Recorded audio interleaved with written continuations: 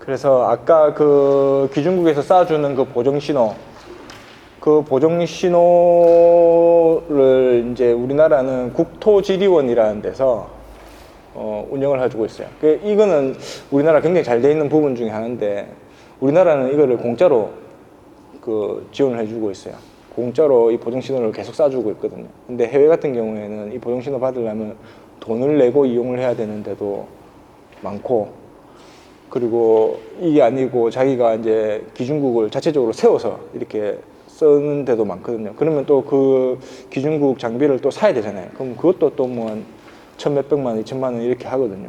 이중으로 돈이 많이 드는 거죠. 근데 우리나라는 이걸 공짜로 해주고 있으니까 굉장히 좋죠. 그래서 국토지리원 주소는 이제 여기에 있고, 요 국토지리원에서 운영하는 게 그 보정신호를 쏴주는 서버가 두 개가 있습니다. 두 개. RTS1 서버라는 곳이 있고 RTS2 서버라는 곳이 있어요.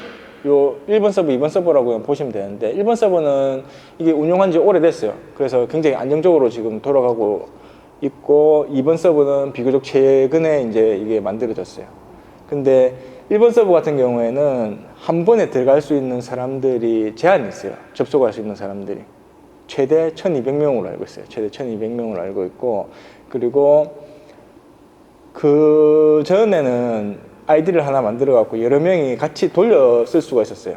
돌려 쓸 수가 있었는데, 지금 최근에 이제 바뀌어 가지고 아이디당 한 번에 최대 동시에 접속할 수 있는 사람이 두 명까지로 제한이 됐거든요.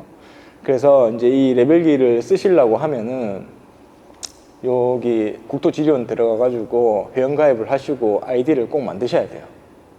그래야 내가 들어가고 싶을 때 들어가실 수 있지, 안 그러면은 내가 들어가고 싶을 때 접속이 안 될 수도 있어요.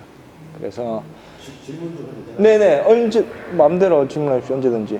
그 동시제한 수가 1,100명인데 그럼 이 숫자는 아침에 시동을 딱 걸었을 때 순서대로 1,100명이 딱 되면 먼저 들어온 사람이 잡고 있는 거예요. 먼저 들어온 사람이. 이렇게 부지런하신 분이 빨리 잡는 거죠. 부지런하신 분이. 그래서 꼭 아이디를 만드셔라, 이거를 꼭 말씀드리고 싶었고요. 대신에 이번 서버 같은 경우에는 무제한입니다. 접속자 수 제한이 없어요. 그래서 이번 서버는 무제한을 할 수 있고요. 그래서 저희는 처음에 이제 저희가 레벨기를 설치해드리면은 요 1번 서버에 2가지 보정 신호 타입, 2번 서버에 2가지 보정 신호 타입, 이렇게 총 4가지를 만들어 드려요. 그래서 요게 화면에 이제 이게 이제 패널의 화면에 저희가 세팅해드린 그 모습이거든요. 이렇게 4개를 만들어 드려요.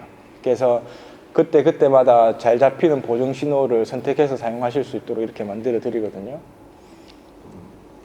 1번 서버에 시동을 딱 걸었어. 네. 딱 접속이 됐어요. 네. 그런데 이제 점심 때 예를 들어서 시동을 딱 껐어. 네. 껐는데 저게 이제 1,200명 속에 안 들어갈 수가 있겠네. 그렇죠. 그렇죠. 아주 1번을 선호하겠네. 이게 1번이 지원하는 위성수가 좀 작아요. 위성의 종류가. 위성이 보면은 미국에서 운영하고 있는 GPS, 러시아에서 운영하고 있는 글로나스, 유럽에서 운영하고 있는 갈릴레오, 그리고 중국에서 운영하고 있는 베이두, 뭐 이렇게 크게 4가지가 제일 큰 위성 항법 시스템인데, 1번 서버에서는 GPS하고 글로나스만 지원하는 걸로 알고 있어요. 2번 서버에서는 더 많이 지원을 하고요.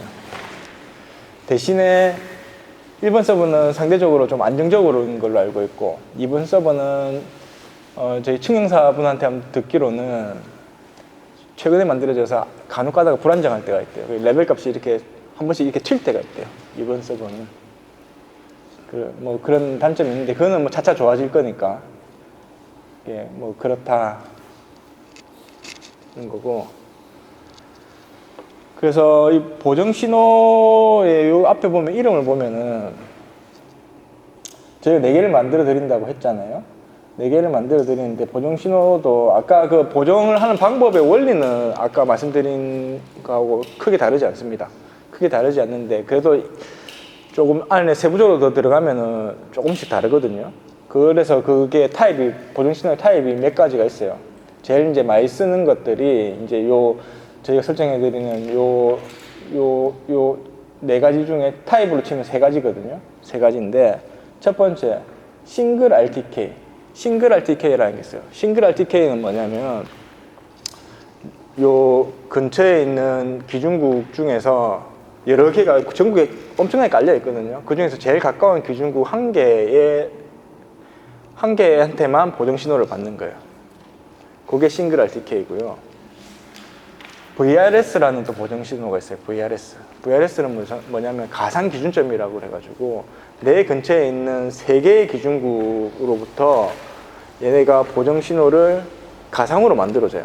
마치 기준국이 내 장비 바로 옆에 있는 것처럼 탁 만들어줘요.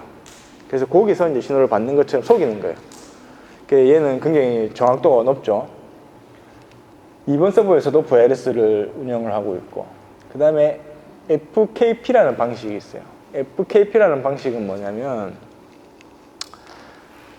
이 면 보정 방식이라고 하는데, 보정 신호를 면으로 날려줘요. 커다란 면으로 딱 날려주면은 그 면 위에 내 장비가 어딘가에 위치를 하고 있을 거 아니에요. 그러면 그 면마다 보정 값이 조금씩 다르거든요. 면 위치에 따라서. 그거를 이제 자기가 계산을 하는 거예요. 레벨기가. 그렇게 있는데 좀 더 자세한 내용을 알고 싶다. 그러면 여기 국토지리원 홈페이지에 들어가면 이 방법에 대한 내용들이 조금 더 자세하게 그림하고 같이 이렇게 나와 있거든요. 예, 보시면 되는데, 그래서 보면은 요 타입별로, 여기 화면이 잘 보이시나 모르겠는데, 공공 측량의 성과 심사로 사용할 수 있느냐 없느냐가 나뉘어요. 여기 보면 VRS 같은 경우에는 다 공공심사에 동그라미가 쳐져 있죠.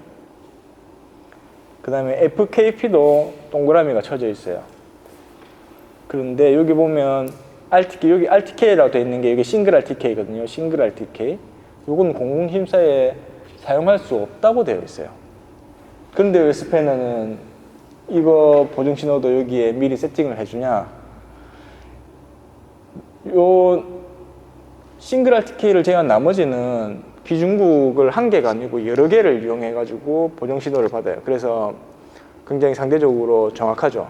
정확한데 싱글 RTK는 기준국 한 개를 받는다고 했잖아요. 한 개를 받아서 이 기준국하고 가까이 있으면 굉장히 정확해요. 이것도. 그런데 기준국하고 멀어질수록 오차가 계속 커져요. 누적이 돼요. 그렇기 때문에 얘는 공공심사에는 사용할 수 없다고 되어 있는데, 그런데 근데 왜 스패너는 해주냐? 저걸 왜 미리 세팅을 하냐?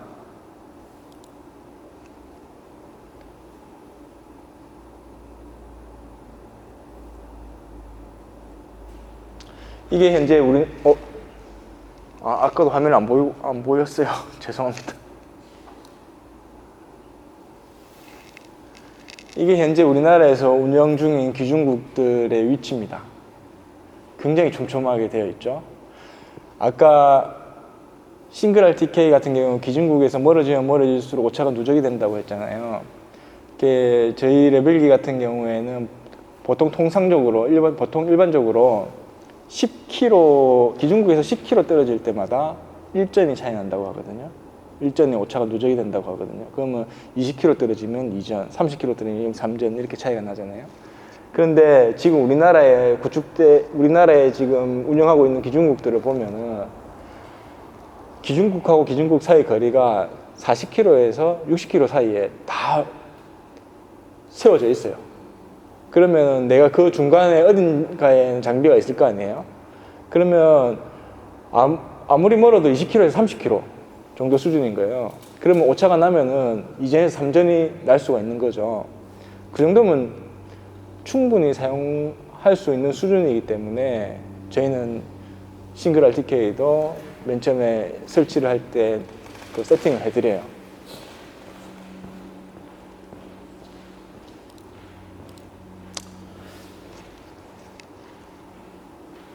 예, 그렇게 운영을 하고 있다.